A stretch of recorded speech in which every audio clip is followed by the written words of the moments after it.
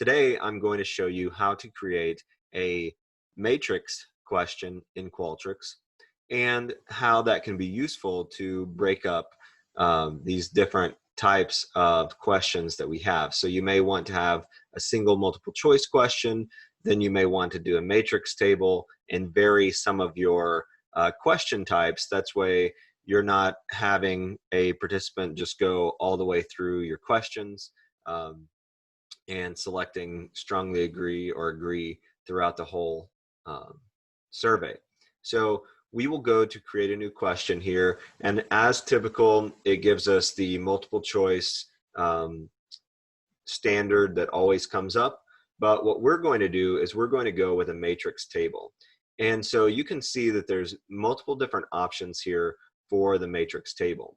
And what we're going to use is we will most likely be using this Likert single answer matrix table. And so with this, we have different scale points that we can include, and then we also have statements that we can include as well. So these statements, they're going to be the same as what you would have for your scale points, but it's important that we do our scale points on the columns and we have our statements on the rows. So you can have multiple statements. So think of a statement as similar to the statement that I have up here for this multiple choice question text that we could include. So you can have multiple of those in a single matrix table.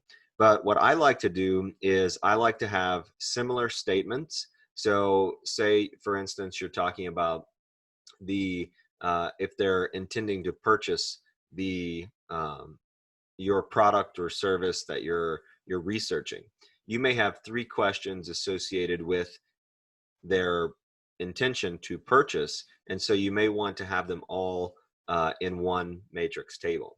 And so, of course, similar to the multiple choice, we would want to do the reverse order here. That way our scales go from negative to positive, and that just helps it make it easier for respondents to answer our survey, because most people think from negative to positive.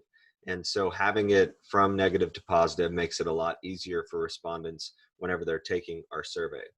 And you can have multiple statements here. So I usually recommend between 2 to 5. You're not going to want to do a matrix table if you just have one statement, because you could easily just do a multiple choice question. I think that covers it for our learning how to create a matrix table in Qualtrics. If you have any other questions about this, feel free to email me at kt.manus@ttu.edu. Thank you.